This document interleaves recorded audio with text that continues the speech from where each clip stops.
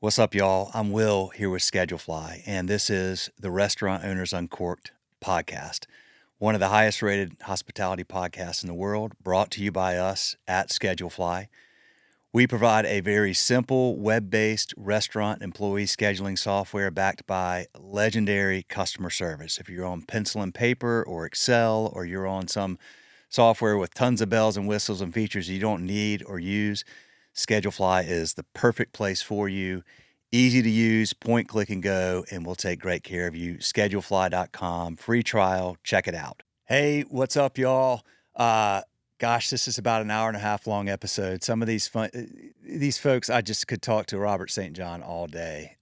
He has been in this business for 4 decades, down in Hattiesburg, Mississippi. He owns multiple restaurants, has published 14 books, does tours over in countries overseas, culinary tours, developed a not-for-profit that donates millions and millions and millions of dollars worth of food down in Mississippi. And God, what an inspiring guy. Fortunately, was excited to come on this podcast because he's a listener. So just full circle, just great episode, great dude. Highly, highly, highly recommended episode. You will enjoy this. You will learn. You will be inspired. And I bet when you get done, you'll have your one idea, or your one thing, that is, your one thing, and you'll know what that means from listening to this. So I'm already percolating on my one thing right now. So thank y'all for listening. Thank you for watching. More episodes coming soon. See ya. I'm a fan of the podcast. I listen fairly. It's one of the. I've got so many podcasts, and I've got such a list of ones I want to get to. But yours is one I always put up near the top of the list. So you always have good guests, and you're a good interviewer, dude. Man, I really appreciate you saying that, Robert. They told me you're the PR for the folks that got us. Remind me the name of the firm that y'all use. Proud House. Yeah, they're awesome. They have a lot of give them some props, man. They've got a lot of really great people. Fortunately, we've had a few on, Scott Crawford and Steve Palmer and some others. And Palmer. You probably had Sean Brock on over. Not yet, but I got to tell you, I looked at their list and I was like, I just want to have every single person that y'all work with on this podcast. Like, holy cow, what a great group of people. And they mentioned that you were a fan, and I got chills right now. It means a lot because, I obviously did my homework and read about you, and that just really means a lot to me that somebody like you would listen to this content that we're putting out there, and it's, enjoyable to you because you've got this ridiculously awesome track record and decades of experience in this industry, and you've just done so much for the industry. So, I mean, I just personally just thank you for saying that. Well, thanks for doing what you do. I eat, sleep, and breathe restaurants, and so for a podcast like yours and what you do, it's right up my alley. So it's good stuff for me. Well, normally, like, what I do is I cut out this first part and I go, okay, we're going to start now because we're already recording. But since you said that, we're going to leave that on there. But I always ask, everybody, just if you wouldn't mind, Robert, just introduce yourself. Yeah, my name is Robert St. John. I'm from Hattiesburg, Mississippi. I was born and raised there. I'm a restaurateur and an author, among other things. Been in the industry since 1981. And 37 years as an owner. So, yeah. Wow. All right. Wait a minute now. Let's do some math. Okay. So you've been in the industry for 43 years, owned for 37. So after 6 years, and you got in the industry, if I remember correctly, reading your bio at like maybe age 19. Is that right? Yeah, I was 18 or 19, somewhere in there. Okay. How did it all start? Yeah, I was 19. What happened? Where were you in college or something, or? Yes. So, to back up a little more to get you to that point, my dad died when I was 6 years old. My mom was a public school art teacher. She raised my brother and me up on a public school art teacher salary. So if I was going to have any kind of money as a teenager, I had to work.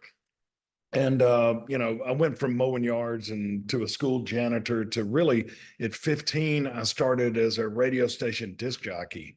Loved it. I'm a huge fan of music, and I worked full time on the air, 40 hours a week, 7 to midnight shift. And when it came time to go to college, I didn't know what I wanted to do. Nothing was really speaking to me. I was 17 years old when I went off to college, and so I just majored in communications because I'd been working in radio, and that's what I knew.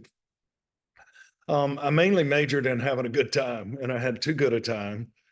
Partied a lot, and after about 2 years, Mississippi State University decided they no longer needed my services in Starkville, Mississippi anymore.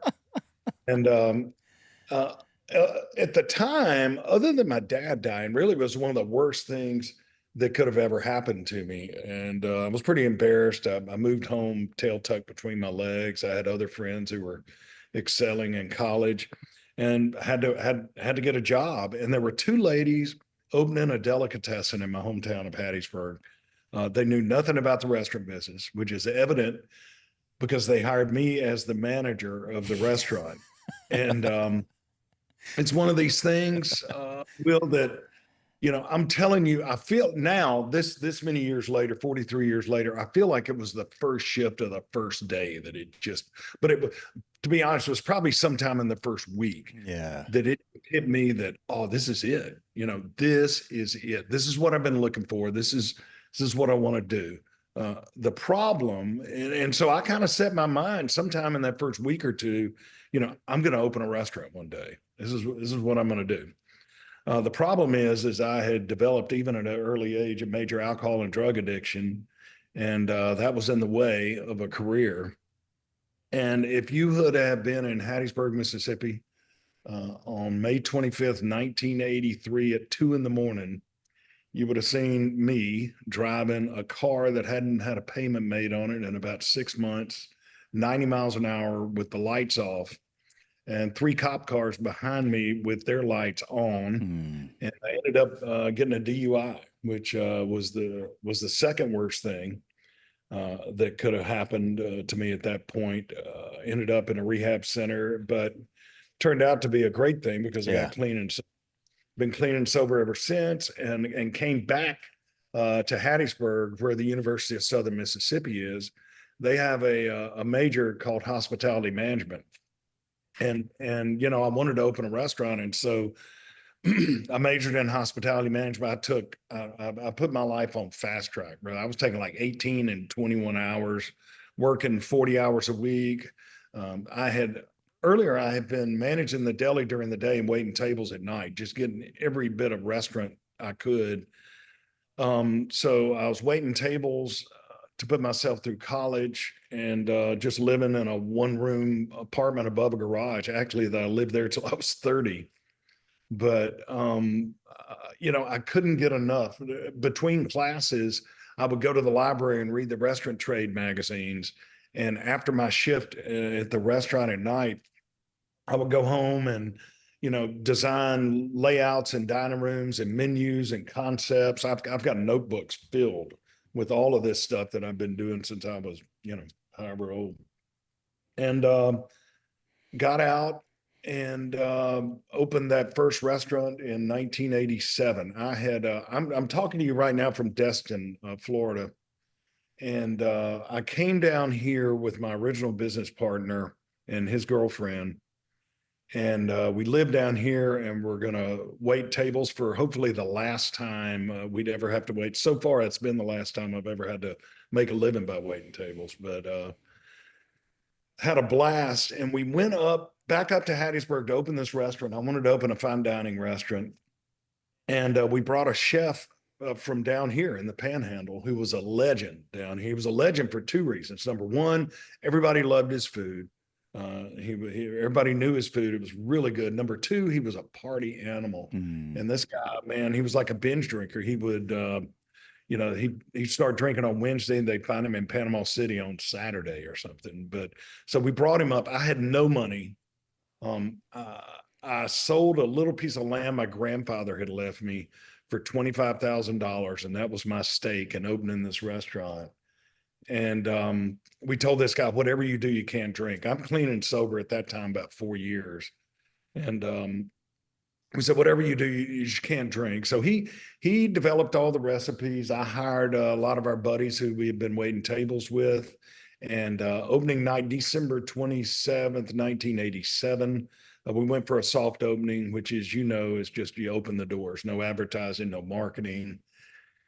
And we were slammed from the minute we opened the doors. Hattiesburg was ready for some, fine dining. About 8 o'clock, I started noticing some hitches in the service. Went to the back and learned my first business lesson, which is lock the beer cooler. Oh, And this guy drank oh no. a case of beer out of the walk-in and a bottle of Dr. Tishner's from across the street at the Shell station. So we fired the chef opening night. Night number two, who's back there, and it was me. And it was in a quick order, it was like the third worst thing that had happened other than my dad dying. Because the extent of my cooking ability at that point in time was that I had asked for and received an easy bake oven when I was 6 years old. Oh, I mean, I knew how to cook nothing. Really? And you went back in night two and took over. Yeah. I mean, what are you going to do? I mean, my mom had begged me not to open a restaurant. She said, "Don't do it. You're going to ruin the family name." And I said, "Mom, family name wasn't that great. I've been working on ruining that You already did some work on that, right?" But so I started. I grew up an hour and a half north of New Orleans, and we were closed on Sundays back then. So I would drive to New Orleans and eat around. My girlfriend and I would. She's my wife now. And we'd drive around, and then I'd come back and try to replicate those dishes. And so I spent the next 4 years doing 90 hours a week in the kitchen, loving every minute. I paid myself $12,000 a year, which is half of what we paid the GM. And the secret, had I had any money, I would have paid somebody to let me, own my own restaurant, because I just own my own restaurant so bad. And it was a blast, and that's just kind of how it started. And I hadn't stopped since. Golly, man. God, there's so much to unpack there, Robert. Okay. So it's quite interesting to me. One of the things I find fascinating is people that don't fit into the box. And sometimes they may come from a stable family. A lot more times they may come from a broken home, or your father passed where there's a single parent. But either way, people that don't fit into this box, which is like, do your best in school, go to the best college, get the best grades, go get a job. Like those people sometimes, and I'm right there with you, by the way. I don't drink anymore, but did my fair share of partying in college, like way beyond. It was an extreme. Like everything I do is kind of to an extreme. And yeah, I gathered that, man. That's why I figured, it's like you got to find thank the good Lord you lived that night, right? You didn't get hurt. You didn't hurt anybody, like everything, and you got this opportunity to find what it is that you wanted to, the healthy thing you wanted to throw yourself into. You were throwing yourself into drugs and alcohol before that, and like the best at it, to the point where you got kicked out of Mississippi State, which is like saying a lot back in the 80s. But I think it's an interesting, I find that personality type and that psychology very fascinating, because sometimes you see people and you're like, that guy is going to be a total screw up. Maybe, or maybe he just needs to, he's not a box guy, so he's got to find his thing, whatever that is. Maybe it's restaurants. Maybe it's that he's a, like an ultra marathoner or whatever. Like you think of somebody like, you know who David Goggins is? David Goggins was this guy that was like, he's a former Navy SEAL at this point, but he was like 300 pounds, worked in pest control, hated his life, you know, was kind of an extreme at being a lazy screw up, and then wound up deciding one day, like, saw an ad for the SEALs and was like, I'm going to be a SEAL. And he became like this famous Navy SEAL and blah, blah, blah. It's really an interesting personality. And I'm getting to the point of like, I feel like the hospitality industry is sort of a catch-all for a lot of folks that may have that like sort of extreme personality type. And for a long time, the industry, while being a great place for that personality type, the work hard, play hard, there's a lot of, it's the history of this industry is littered, like the wake is littered with sad stories of people that got in that car and drove and died, or, or took their own life or whatever because of that, extremist way of living. And I think the industry is going through an interesting change. And I have to say, I tip my hat to you for having the wherewithal at a very early age. I mean, a lot of people would have gone through that and then maybe gone to rehab and then like relapsed or gone right back, especially when you're young. Like, we're a little older now, we get it. But for you to do that so early is exceptional. There are a lot of people in this industry that have been through that, that have had, sadder stories. There are outcomes, but there's also a big sea change, I think, in the industry of going, just because we're around substances and we have easy access, there are a lot of leaders like yourself and Steve Palmer and Scott Crawford and people that are going, hey, I've been there, done that. I'm going to lead by example, and I'm going to try to help show people that have that personality a better way, that you can dive into something you love that is productive and uplifting versus diving into something that, will eventually destroy you one way or the other, right? Steve's done some great things. It's I really admire that. And I'm still in recovery and still do 12-step stuff. And, it's saved my life, and I'm pretty vocal about it. Um, and the one, I started about 20, I've been sober 41 years, I guess, but really it's about 25 years. I've always been open about it. It's nothing I ever was embarrassed about or hid. But starting about 20 years ago, I was very vocal about it and just let people know that there's a life without drugs in it. Because I really thought, I mean, how am I going to have fun? Yep. What do you do? What do you do? And the truth is, the fun had been over a long time before that night. That I had my last drink. I was pretty much. I had gotten evicted from a ratty trailer park and would have been living under a bridge if not for a loving grandmother who took me in. And Mm. so, I'm just grateful that I found a better way. I was so obsessed with restaurants. That was kind of my North Star and my guidepost. It's like I was going to do whatever it took to be able to open a restaurant. And that's it. I just wanted to open one restaurant. That was my goal in life. I wanted to open one restaurant so I could wear a t-shirt and shorts to work every day. That was really I love what I that. thought. And everything else just has kind of happened like it's happened. And we're here with all this ancillary things that have, been created. Well, it's such a great industry because this is an industry that will give people a second chance, a third chance. It will help them find help. And it's where a lot of people wind up because they kind of blow their chance at working somewhere else sometimes. Like, sorry, you've been in jail and, you've had, like, where do you get? Well, I mean, the great thing about restaurants is like, if you will show up, work hard, be a great teammate, take great care of the guests. It doesn't matter where you went to school. Doesn't matter what your degree is. Doesn't matter if you went to school.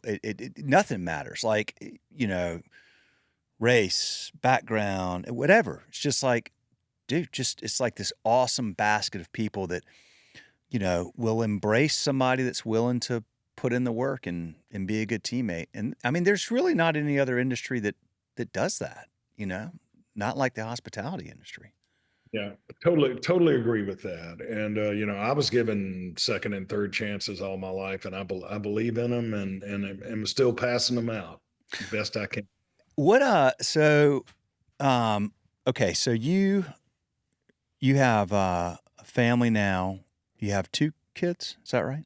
That's right. That's right. I have a daughter who's 27. She's an interior designer.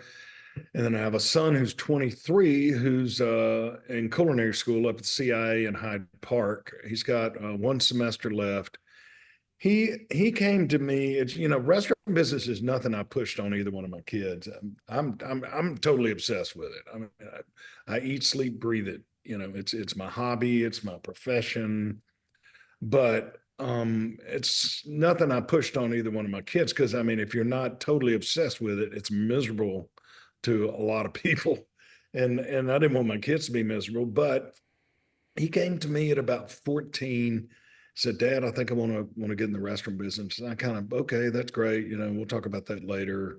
And he kept coming back. And finally, when he was about 16, he said, I want to do this. And I said, all right, if you really want to get into the restaurant business and you want to come work for us, then this is what you're going to do. And it's an 8-year plan. And it's really what I wish I would have done. I did it all backwards. I opened a restaurant not knowing squat. You're going to go to college, you'll get a 4-year degree, you're going to major in management, minor in accounting. After that, you're going to culinary school, study to become a chef. You're going to go to the CIA because it's like the Harvard of cooking schools. After that, you're going to get out and work for other people for 2 years. Then and only then you can come back to one of our restaurants, but you're going to start at the bottom. Doesn't matter what your education is, doesn't matter what your title is, doesn't matter what your experience is. The degree to which you rise through the ranks of the company is going to be 100% dependent on you. It's not going to have anything to do with me or my name or any of that. He's all in, and he's about 5.5 years into an 8-year plan. He'll graduate CIA in December, and then he's going to Chicago to work for the Boca Restaurant Group Mm. for 2 years. Do you know any of those guys? Oh, they're great. Not off the top of my head. I'd like Kevin to. Bain is one of the owner partners. We need to get him on the show. You'd Yeah, love this guy. absolutely. They are one of the top 10 restaurant groups in the country. Okay. They're sharp people. And they're going to put him in. It's a really cool program. They're going to put him in 12 positions in 12 months. They've Oh, got wow. about 6 restaurants in Chicago and several others all around the country from New York to LA. And then after that 12 months, he'll be an assistant manager in one of the other concepts, and then come back home. But yeah, so she's a decorator, and she's helped some with a few of the concepts. We've got one on the drawing board we're working on now, and she'll help us with that. So Is Hattiesburg your hometown? yeah. We're we have like 5 restaurants kind of grouped in what's called Midtown Hattiesburg. Hattiesburg's a really interesting town. We're an hour due north of the Gulf of Mexico. So we got access, we get 6 seafood deliveries a week. We got great seafood coming out of the Gulf. We're an hour and a half northeast of New Orleans. And so that Creole kind of vibe Yeah. comes in. And then we're still in South Mississippi. There are 2 universities there. And so you get a lot of, I grew up with a lot of professors' kids, and that brings a whole new dynamic into a small southern town. It's a town of about 70,000 people, but the trade area is really about 250,000. Okay. And it's a big medical community. So medical and retail draw a lot from the surrounding areas. So yeah, I grew up about 4 blocks behind where Crest City Grill, which is kind of our flagship, that first restaurant we opened there. And I currently live about 8 blocks from the restaurant. So that's my area. I spent a lot of time traveling around, but that's my home. Yeah. Is Morgan Morgan Freeman once said, Morgan Freeman's from Mississippi. And somebody asked him one time, hey, Morgan, you could live anywhere in the world. Why do you live in Mississippi? And he replied, I live in Mississippi because I could live anywhere in the world. And then he said, hell, I'd live here for the food alone. So if it's good enough for me, it's good enough for me.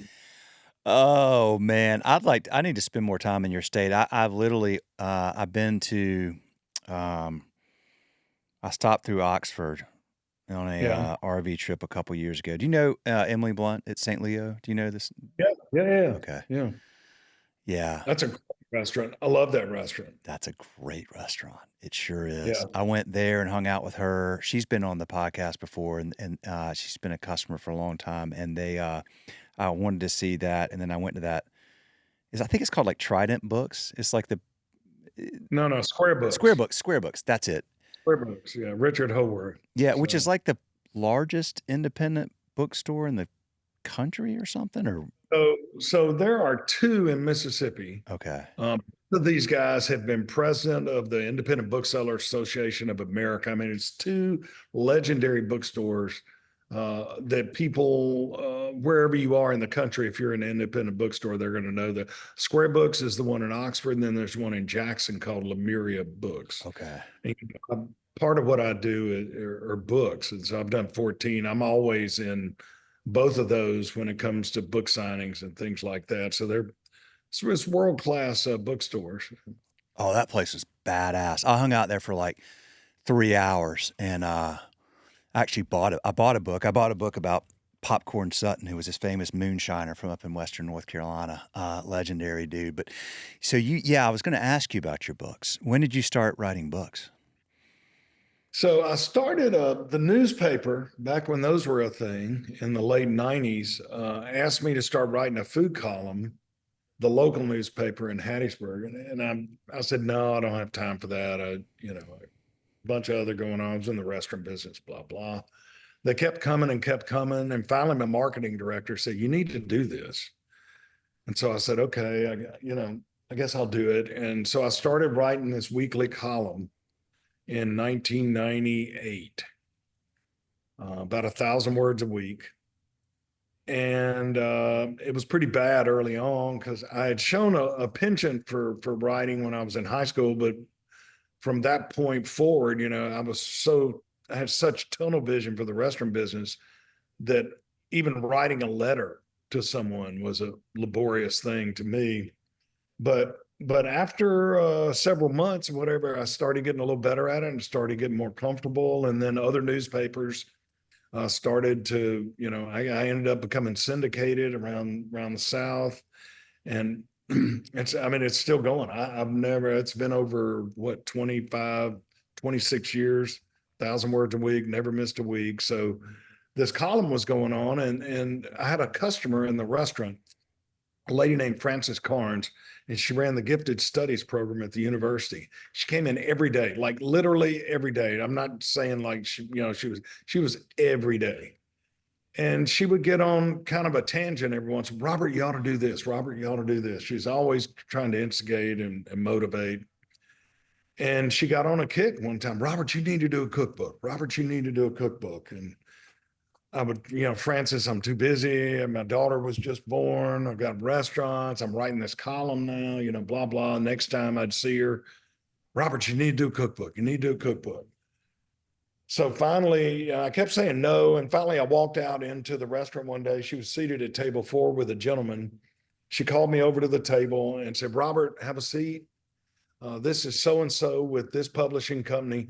Tell him about your cookbook.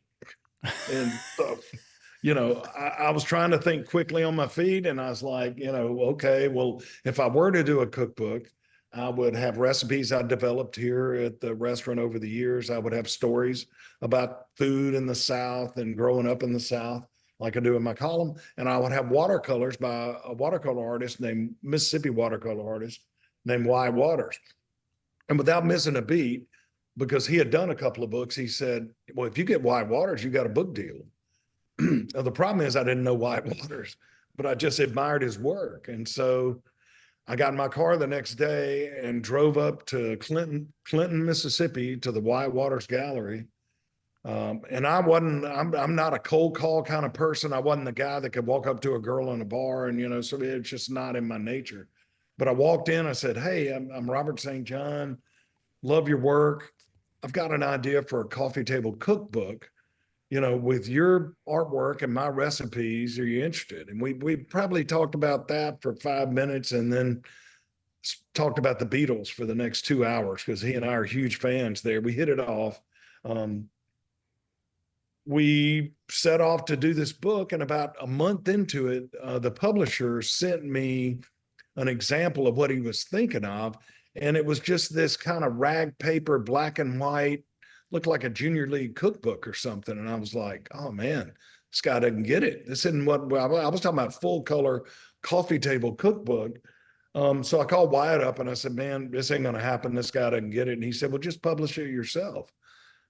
Well, I'd never published a cookbook, but I'd never written a column and I'd never opened a restaurant. And so I was just dumb enough to know, not know what I didn't know. And so we hired a guy to design and produce the book, and we got to work.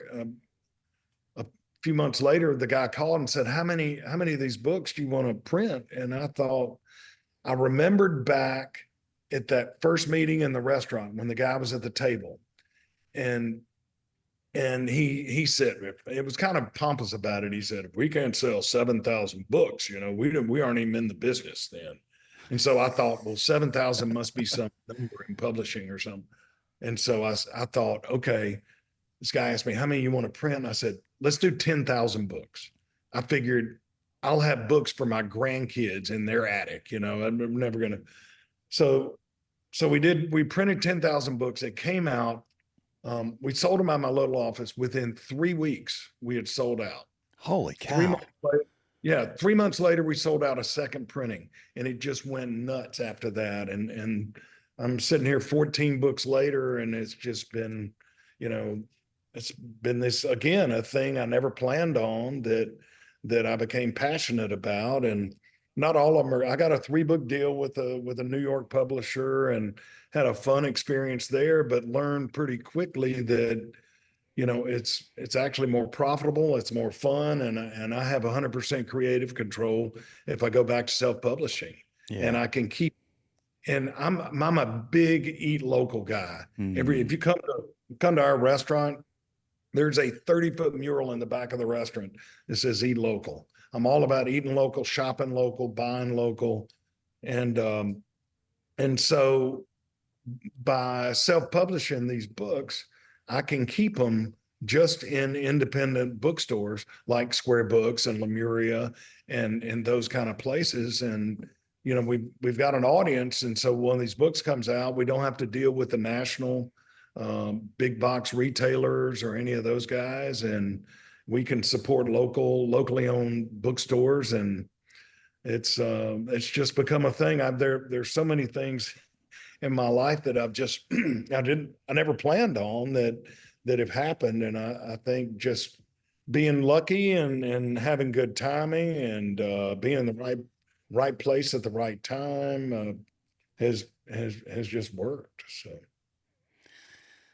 Well, you're definitely an autodidact, and I love just how you roll and figure it out as you go.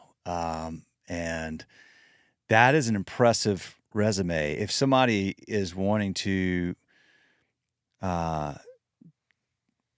dial up some of your books, and they don't have independent bookstores nearby or they're not available there, where do they go? They go to your website? they got robertstjohn.com, Okay. and some of those places, yeah, I think I'm online, like on Amazon and stuff. We don't sell to Amazon, but other people who have bought them or whatever so do it. We about 2 years ago, I formed something called the Independent. Um, well, that's the Independent Restaurant Coalition I was going to talk about, but the Institute for Southern Storytelling at Mississippi College, and we're doing documentaries on different people and telling stories. We did. There's an artist from Ocean Springs whose name was Walter Anderson. Mm. We did a documentary on Anderson and a companion book that's on the website. Won a couple of regional Emmy awards on it, and just this thing took off that we're doing now, this Institute for Southern Storytelling. We've just finished a documentary on the Mississippi writer Eudora Welty, who was like the queen of short stories, and especially Southern short stories. There'll be a companion book that comes out uh, here in probably two weeks, I guess, with that. So it's not all cookbooks. I've written a children's book, and there's a couple of collections of my columns and things like that. But Institute for Southern Storytelling. Oh, interesting. I'm I proud like of that. proud of that. Yeah, yeah. It's a guy named Anthony Thaxton and I did a television show called Palette to Palette. The watercolor artist and I did 5 seasons of a show on PBS called Palette to Palette, where we were traveling around. I think 2 episodes were in Mississippi. We did one episode in one season actually, 2 seasons in Mississippi. We did a season in Tuscany, we did a season in Venice, Bologna, Milan, and we did a season Rome, Amalfi, Naples.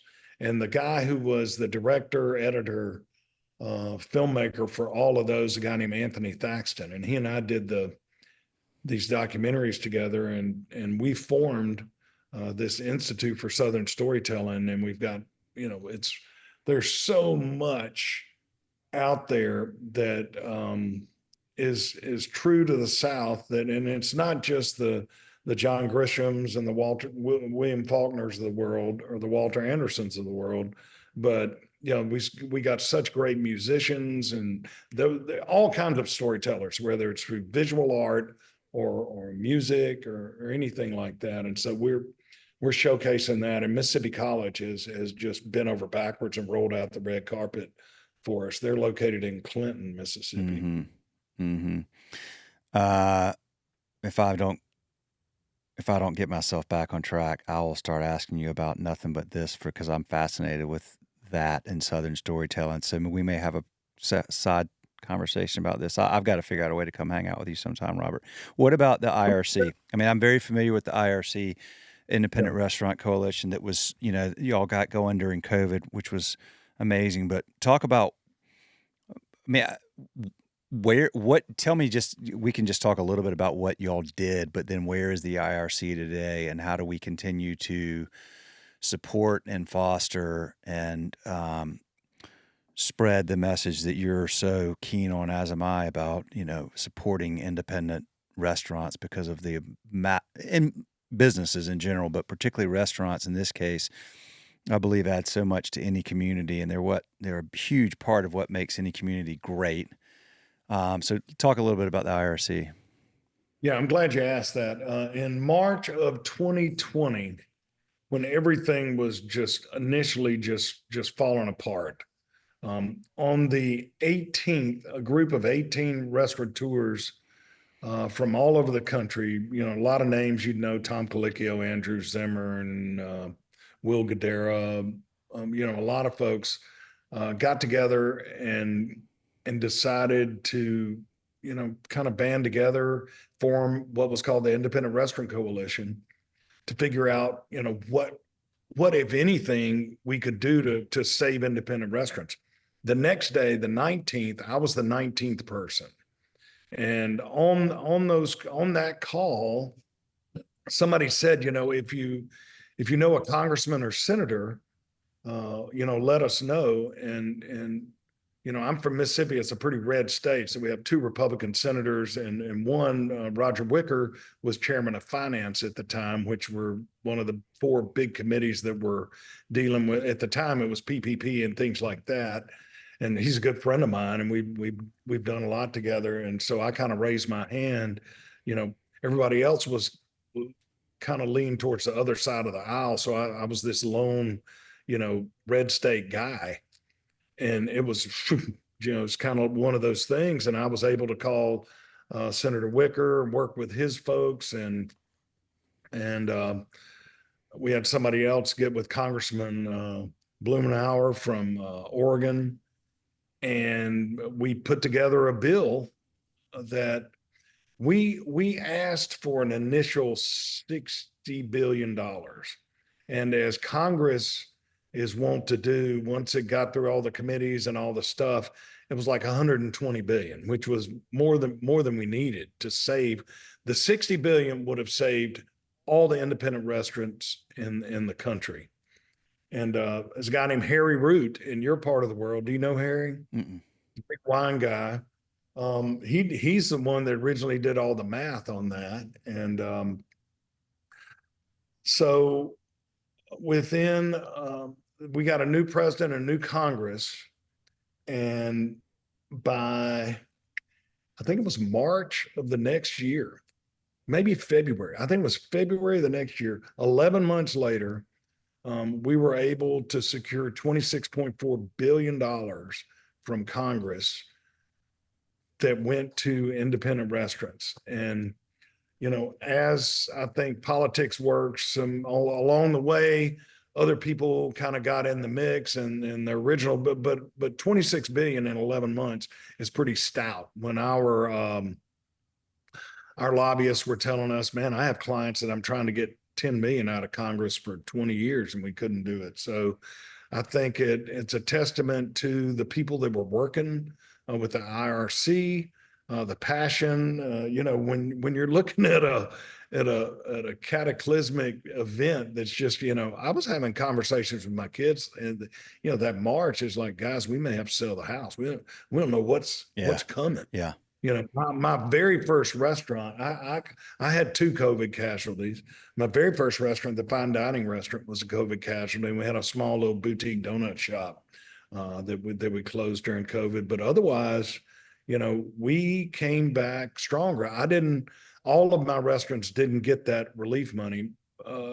Two or three of them did, but that was it was something to be a part of.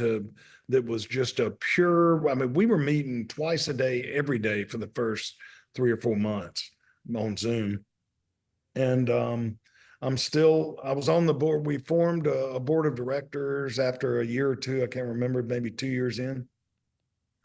I was on that initial board for a year, and then rolled off to where people that maybe had more time they could devote to it. But Independent Restaurant Coalition is still alive and well. I'm going up to DC with a contingent from the Restaurant Coalition. We're working on, different issues, and we'll continue to do so on behalf of independent restaurants. Because, I mean, the big chains, Yeah. big stick, and they have all the money, and they've got people, speaking on their behalf, all over the place. But the mom and pops and the little guys need a voice, and we were just trying to survive in those early days, but now we've become that voice for local independent restaurants. What a great thing born of such a nearly cataclysmic, horrible event that many closed, were casualties, as you said. Some people retired. Some people have just dug in and got a lot better from it and have grown out of that. But I'm glad to hear that there's still that voice, because there are other associations, if you will, and it's, heavily favor big chains and big organizations, and that's where they get a lot of their funding. And I love I love that y'all have done that, and I love the support for the independent restaurants. They are, gosh, people that own independent restaurants are just, dude. I thought I wanted to start a restaurant, and then I started doing this podcast. Yeah. And I was like, hell, I don't have what it takes. It's got to be somebody like you, and you said it. You gotta love it. I mean, you gotta really love it. And there are those of you that have it in your DNA, and you're meant to do it, and you're great at it, and it's the only thing you want to do, and it's the only thing you'll ever do. But all of you, without fail, every, really true, loyal, devoted, independent restaurant owner I've ever met and talked to on here or anywhere gives everything they have to their career, their passion, their love, their devotion to their team of people that work for them, their devotion to their community. I mean, the amount, like the resources and time and money that y'all give back to the communities you serve is just monumental.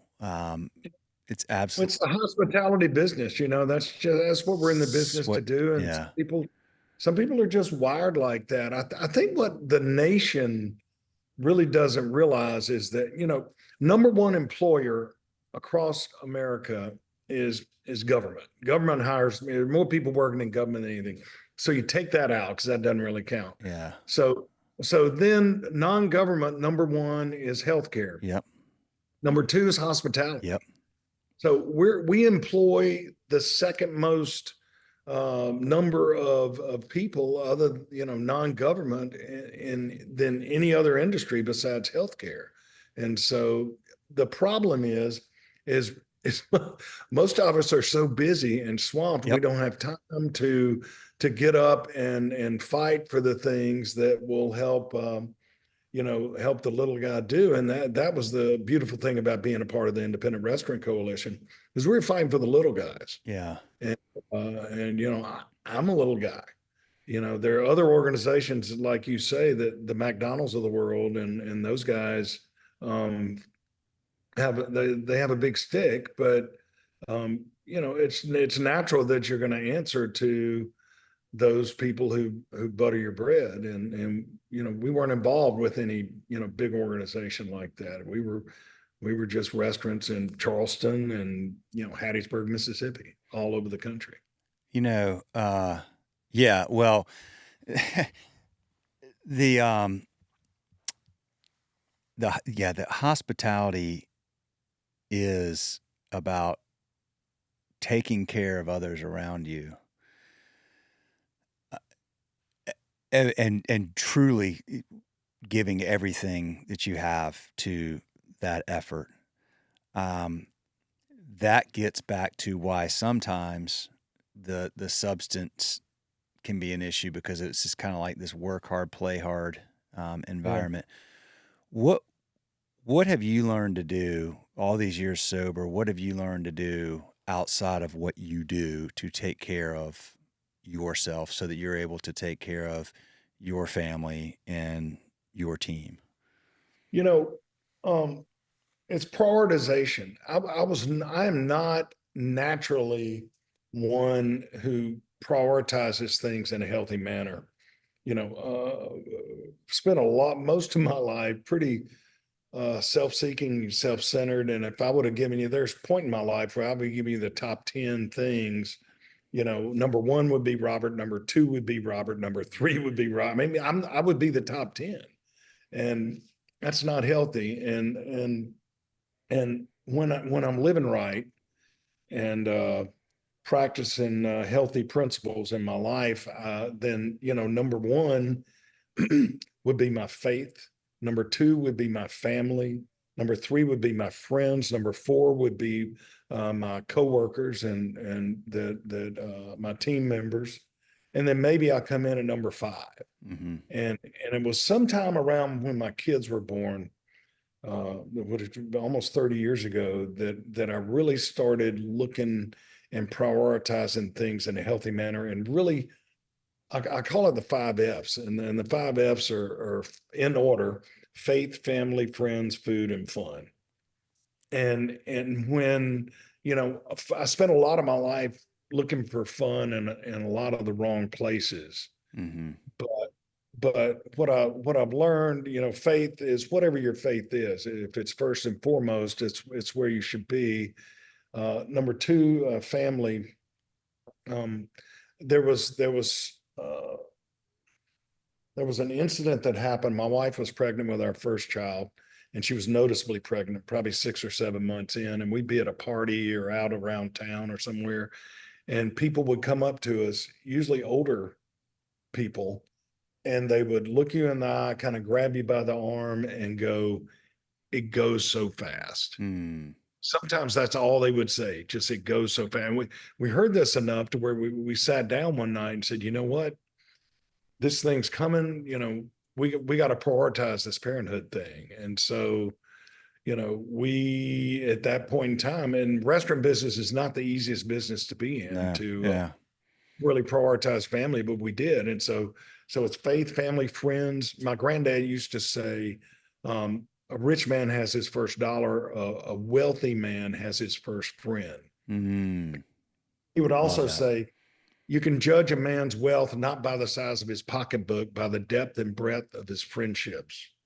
And so, I'm a wealthy man today, not because I got a lot of money in the bank, because I don't, but because I have tons of friends. And that feeds so many different things in your life. So faith, family, friends, food.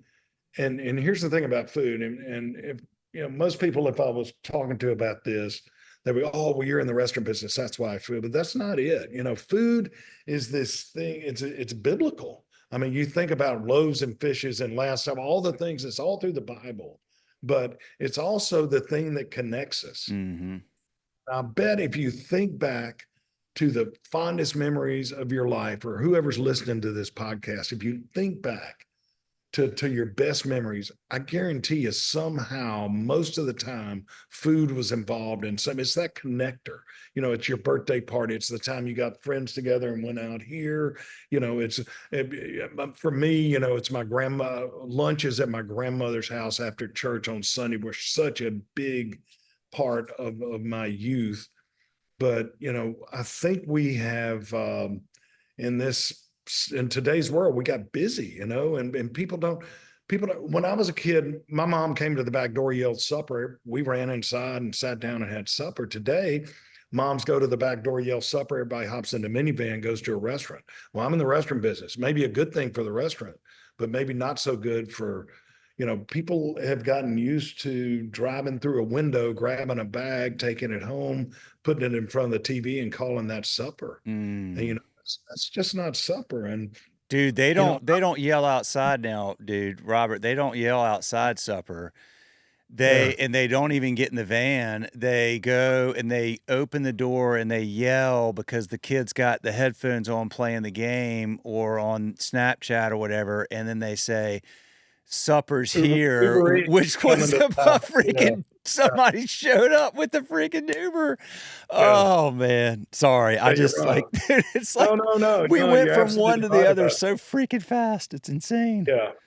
It's so that's this thing, and I'm chief among the sinners. It happened to me when the Oh, kids had football, they had cheerleading, they had this and that, and we had to kind of sit down one day and say, you know what, we need to take a look at this. We need to sit down and share a meal and have supper together. And I'm going to tell you, it's one of the better things we ever did. And we used to play a game, and we go around the table, and I would ask, what was the best part of your day? And my wife would have a thing, and then my daughter, maybe she did a new project at school, and maybe my son only got in trouble twice, at school or some kind of thing.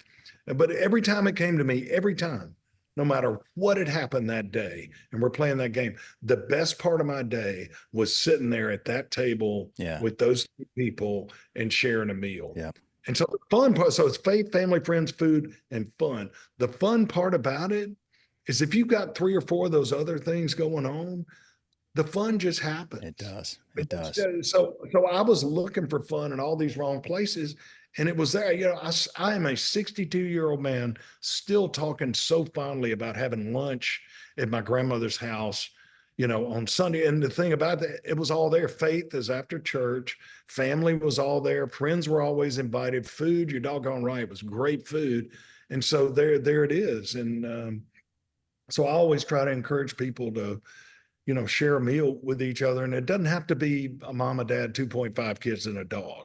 It can be, your next door neighbor or your great aunt or your great aunt's next door neighbor. It doesn't matter, just share a meal and create those memories, and those kind of five F's will come together. And that's kind of the meaning, at least of my life these days.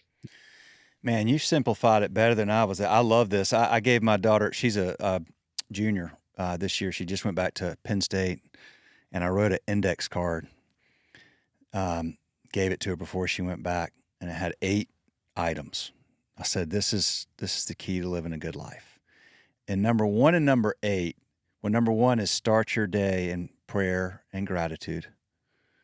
And then number 8 is end your day in prayer and gratitude. And one of those is it, basically in this order, prioritize your faith, your family, and your friends, like in that, that's got to be your, and then there are, some other things, but I like the five F's. I like that, man. That's You perfect. nailed it, man. Yeah. You nailed it. That's it. You got it. Well, you get, we share a lot of, I can tell you we share a lot of attributes and had a lot of probably similar stories to tell from early days that you look back and just thank the good Lord that you made it through it, because here you are and you don't even know why you were able to make it through some of those things, or that you were spared, but for whatever, some other purpose. And so I'm super grateful for that. I want to get back to something that you said, Robert, which is really fascinating. And I think, in a lot of ways, it's really unfortunate, is that our largest employer is the government, which is why you had to spend, to get that done in 11 months and get that's unheard of, right? Because with so many government employees and such a big government, there's a lot of bureaucracy and red tape. Okay, so, but whatever, like that is. Healthcare being the number 2 provider is so disappointing to me, because we've become this culture where it's like, on the one end, we're like programmed into eating this processed, cheap, high margin crap. And then and then it's like, but that's okay because you just go to the doctor all the time and get all these medications and all this stuff that, and you're taking 50 pills, and it's like, golly, that's so disappointing. Yeah, But our system isn't geared towards prevention and wellness. It's mm, geared towards, curing once it's happened. it's geared towards treating the symptom and not the underlying and the root cause. So much of because your 5 F's. Look, food, particularly if that food is, that's what we're, I've gotten really big into this over the last decade, and it's changed my life in a lot of ways, of like single ingredient foods and just putting things in my body. That's what's fueling all this stuff. So I view that as a big investment of, putting healthy things into my body, because, I want to be not I want to be able to have fun and enjoy time with my family and my friends, and be active and be happy. And it's like putting crappy gas into, Ferrari. It ain't going to work real well, right? Or putting more like, I got an old Forerunner, if I put diesel in there, that shit ain't gonna work. It's not gonna run. You got to put Yeah. good stuff in there. But I think that but it's wonderful that hospitality. I think it's, what is it, like 15 or 16 million people? I don't know. I know that was maybe pre-COVID. I don't know where we are now, but thankfully people are getting back into the industry, and I think that, like, I really would love for us as a society to embrace hospitality more and more as such a foundational piece of what we're missing right now, which is, like you mentioned, blue states and red states. And, where there's this aisle, and it's divided. There's two, you're either this or you're that, and everything's so bifurcated. And I'm like, there's a lot of the media and a lot of groups and organizations that benefit from making it seem that way, but most people are kind of somewhere, if you sit around with somebody, you can find common ground with almost anybody. And the best place in the world to do that is at a restaurant with people you work with, or as diners. The best place in the world that brings together this collective group of people from all backgrounds is restaurants. And frankly, what restaurants give us that we need so much more of in our culture right now is putting others first.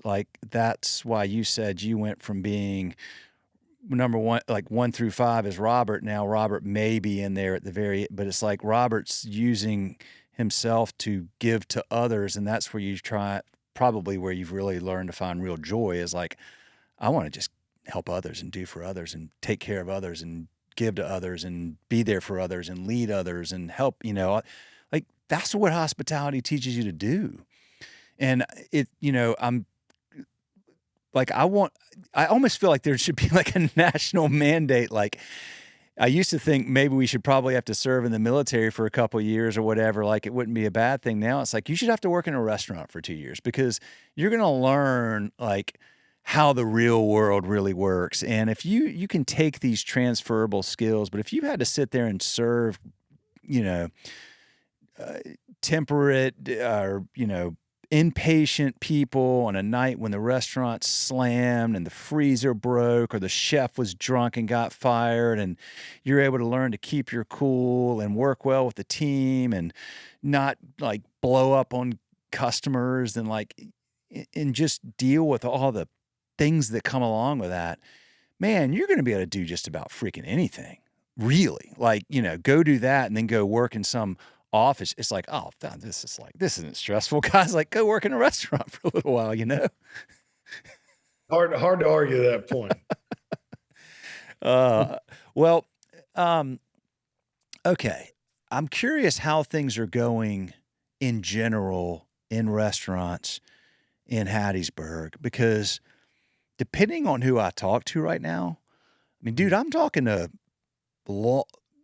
some that you mentioned on that IRC board where they're like, dude, we are really struggling right now. Like, I've been at this for 40 years and like, holy crap, like we need some things to change this fall. Like but that seems to be a lot of that's like Denver's really tough. New York's really tough, San Francisco, LA, but man, I haven't talked to anybody in, small southern town in a while. So how's everything going down in Hattiesburg? Well, I'll tell you what, I mean, we are right now hitting on all cylinders. Okay. And we're having the best years in our restaurants we have ever had. And it's, there haven't been more people that have moved to Hattiesburg, but what happened during COVID is and you alluded to this earlier in the podcast, it forced us in many ways to tighten our belts, to think differently,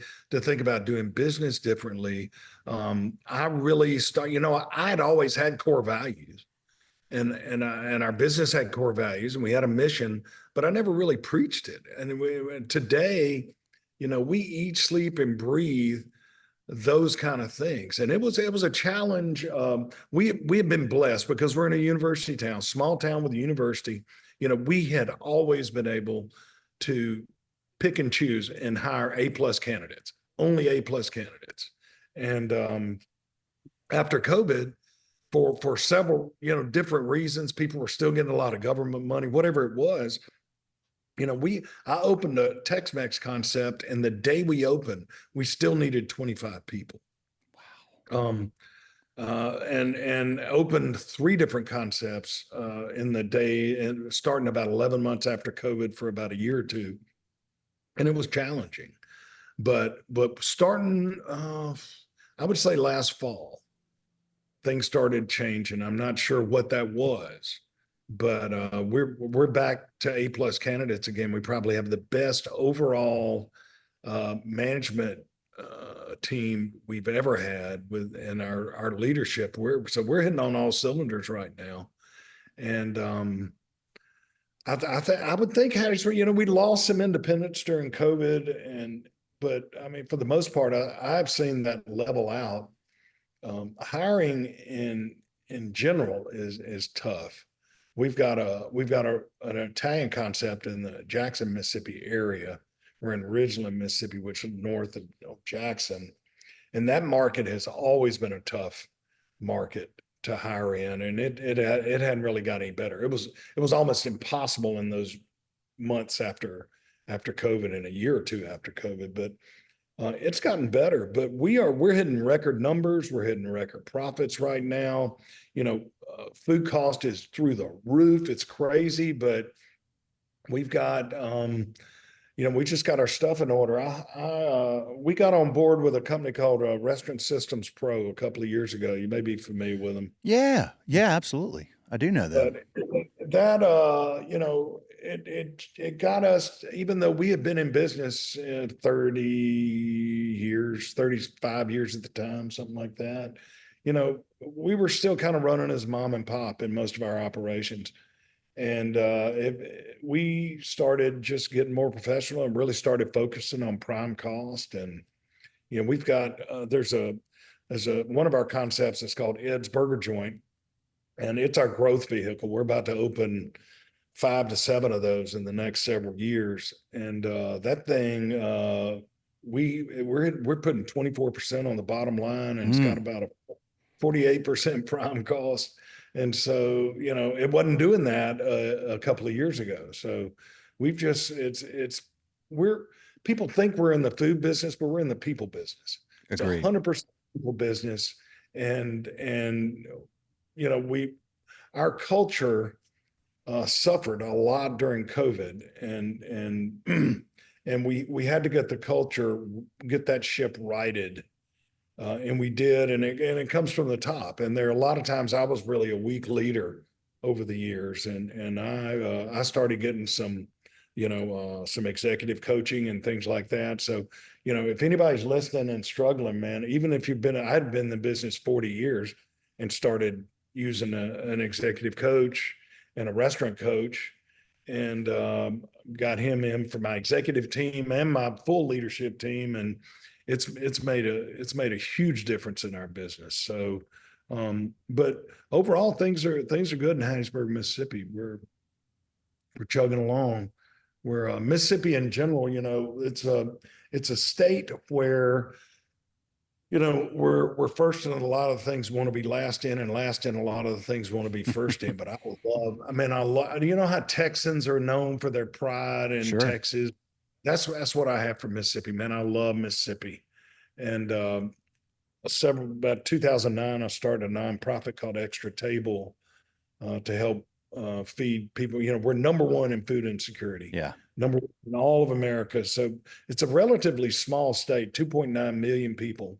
And out of that 2.9 million, 670,000 are food insecure.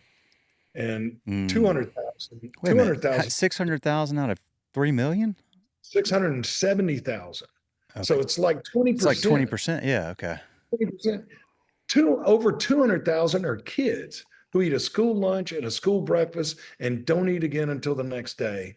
And over 125,000 are seniors who right now trying to think, can I get this prescription filled or go to the grocery store, or can I pay the light bill? It's a real thing. Yeah.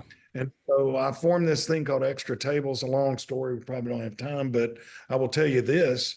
I founded it on 2 principles in 2009. Number one, 100% of the money we raise for food is going to go to purchase food. And number 2, it's going to be healthy food. Low fat proteins, low sugar fruits, healthy grains, low sodium vegetables.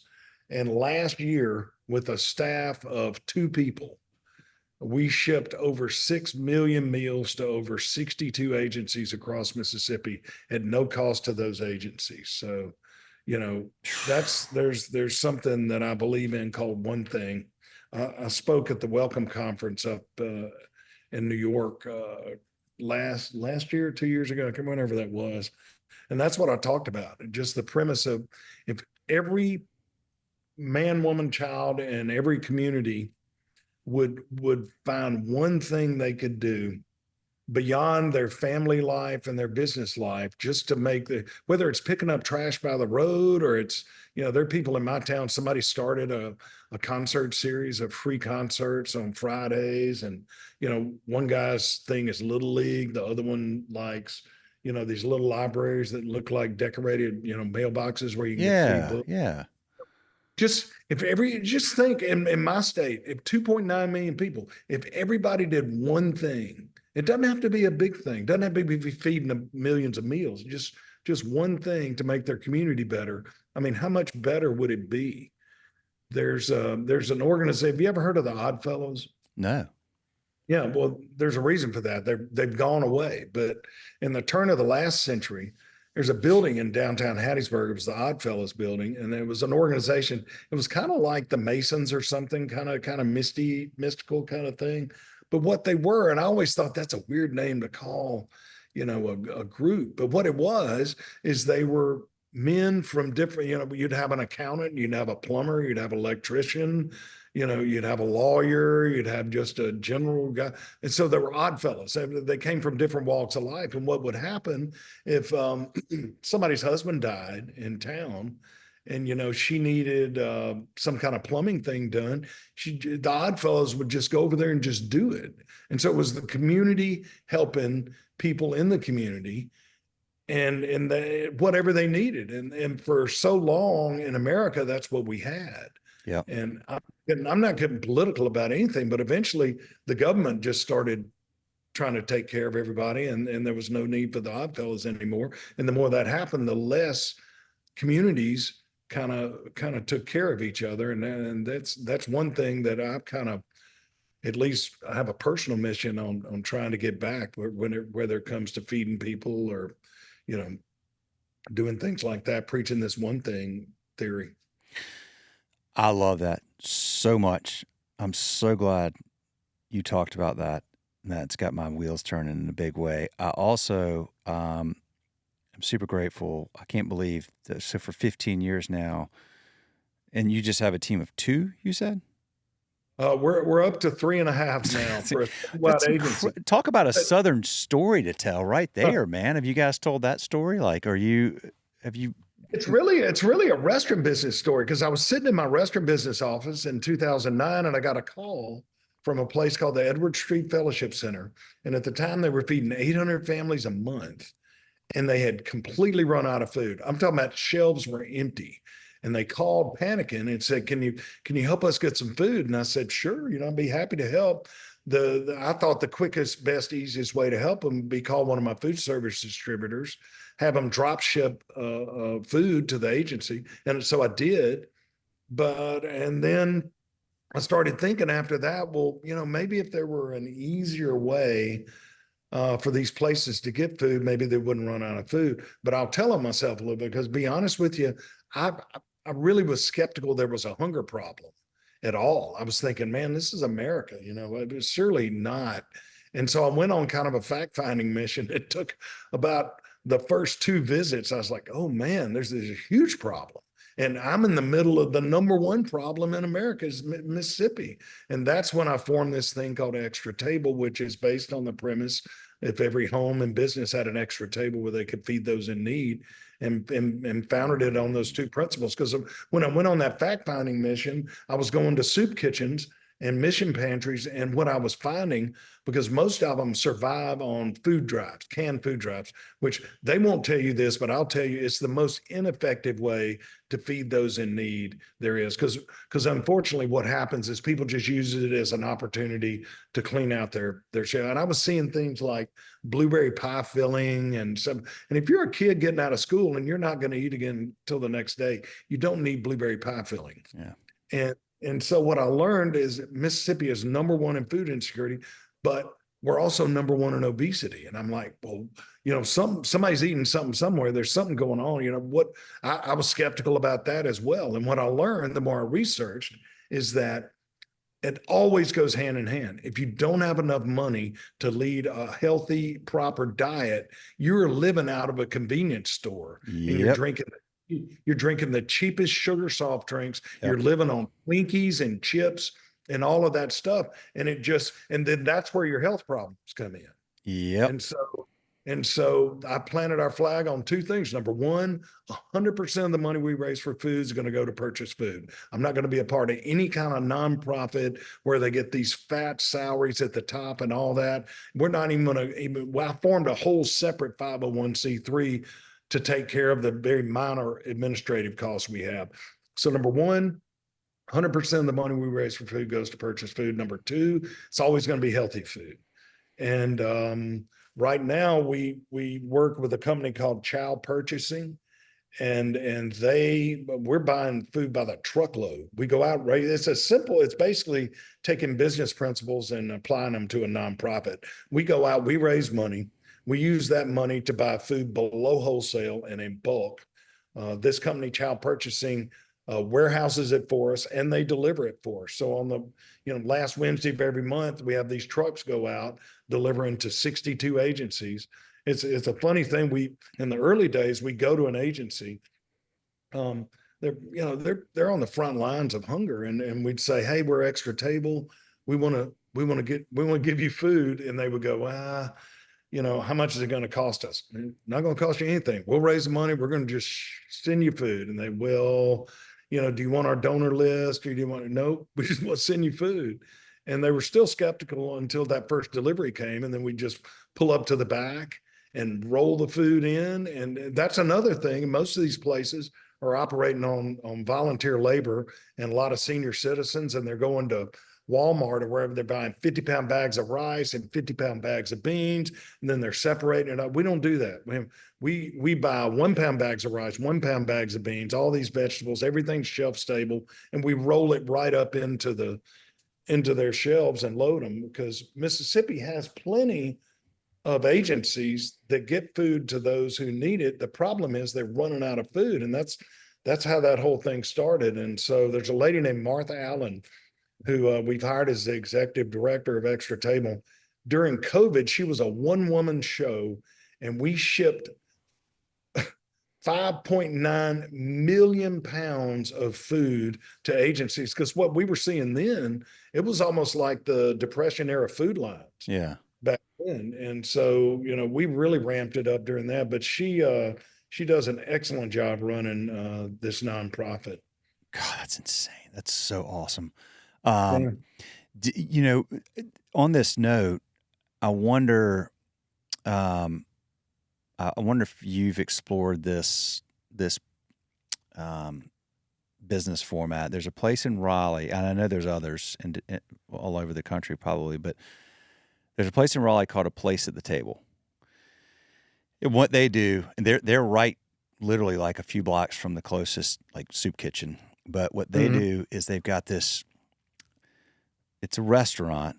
It's a suggested price restaurant, and it's for, like, I may go in there and the burger's suggested price is $9, but I might pay $25 for that burger because the person behind me in line may not be able to pay for that burger. Right. And they serve, like, they just ask you to pay if you're able the suggested price. And it is such a cool story because it brings all people from all walks of life and all socioeconomic status into this place together, a place at the table. And you're seated next to somebody that, maybe yesterday was in line down at the soup kitchen where you're, in there and you've just paid for 3 other people's meals or whatever. Or maybe, it's such a cool, like, a place at the table, look it up online or whatever, that, like, Maggie Kane runs that place with passion and love. And it's such a neat, way to try to help people in that community. That's her one thing.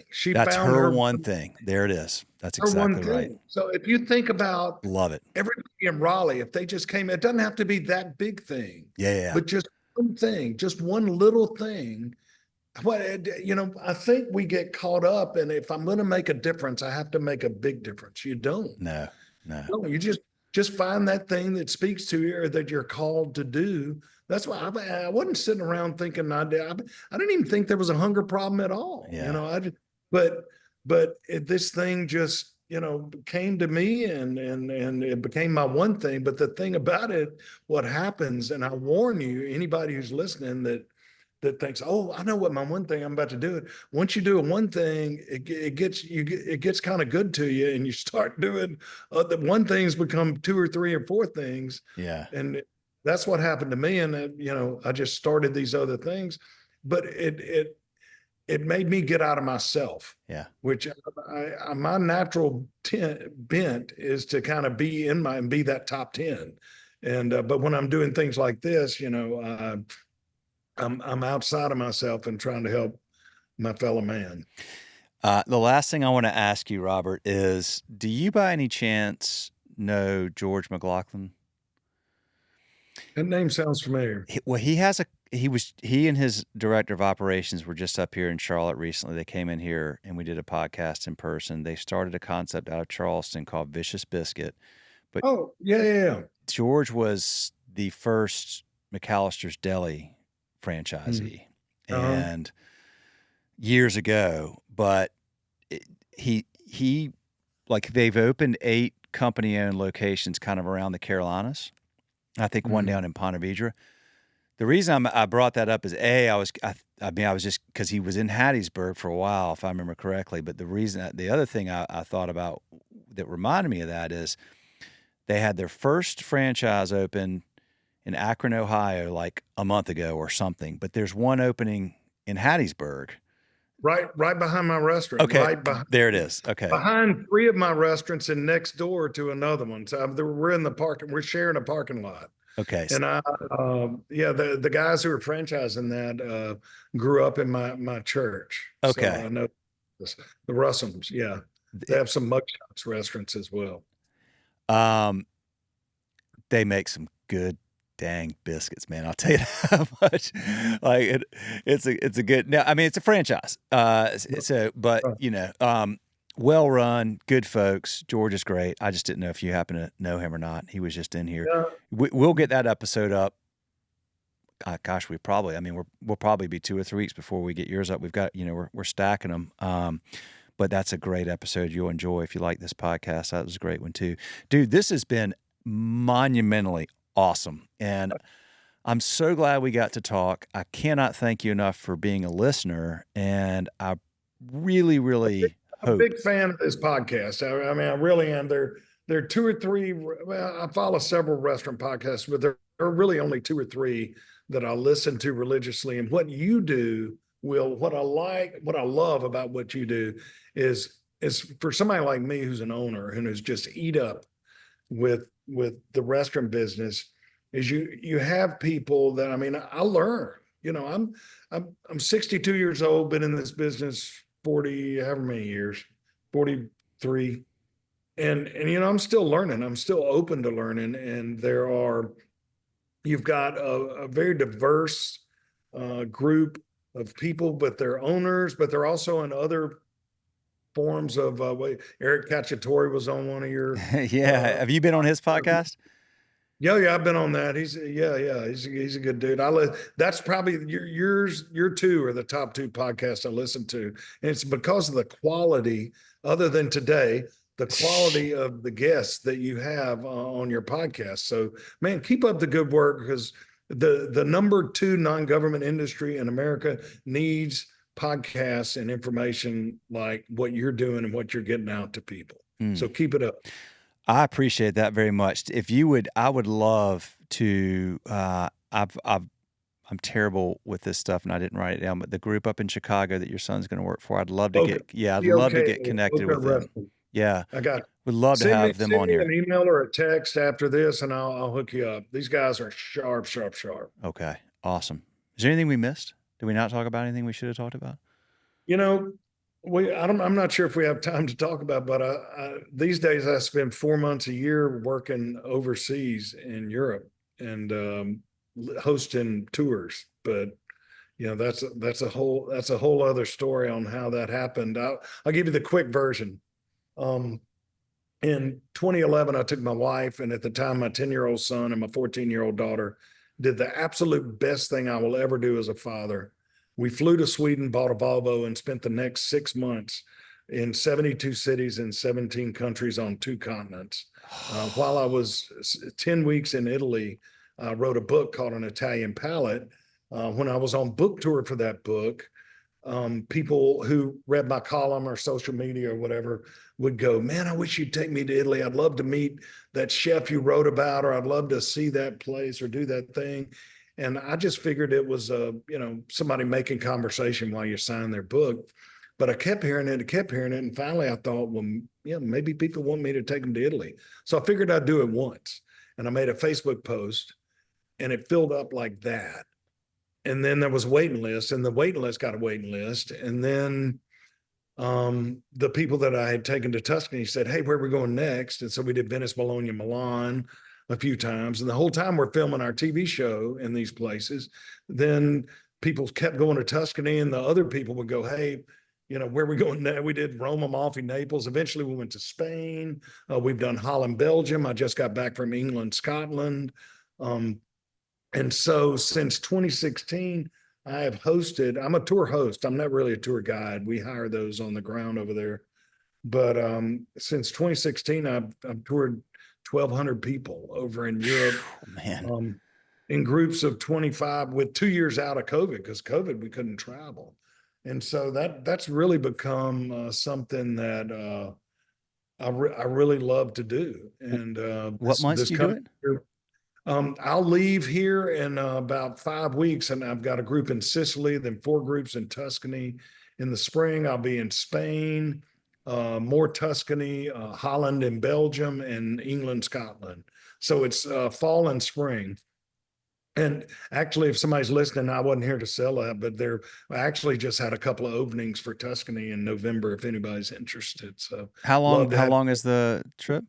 Tuscany trips are a week long, but we do about 2 weeks worth of Tuscany in 1 week, and it's all local. It's all we stay in a little town called Barberino Valdelsa, which is like no, when we're there, we're the only tourists there, and all the restaurants are awesome. So we do the local thing, and the beauty of it, and that we stay in these 5-star villas. We travel in 5-star vans, I mean, and Mercedes vans, and the whole deal.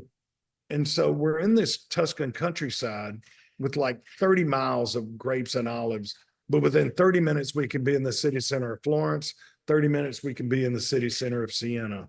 And so it's a total immersion into Tuscan food, wine, art, architecture, culture. You'll meet Fabio Picchi and Dario Cecchini, who Anthony Bourdain called the best butcher in the world. I mean, it's that kind of thing. So it's another one of those things I never planned on that just started and just happened. I'm very So, interested. Do you go every year to Tuscany? twice a year, yeah. Spring and fall. I'll be there for about 5 or 6 weeks this fall. Next spring, I'll be there. Yeah, but man, come hop with us in November. What we do, we don't deal with airfare because people want to use miles. Some people want to go first class. So we don't do that. We just say meet at the Florence airport at noon on this day. Yeah. A lot of people go to Rome 2 days early or Venice 2 days early and then take the train down. And at noon, we all load into these vans. And from that point till the time we take you back to the train station or wherever it is, people pay for nothing.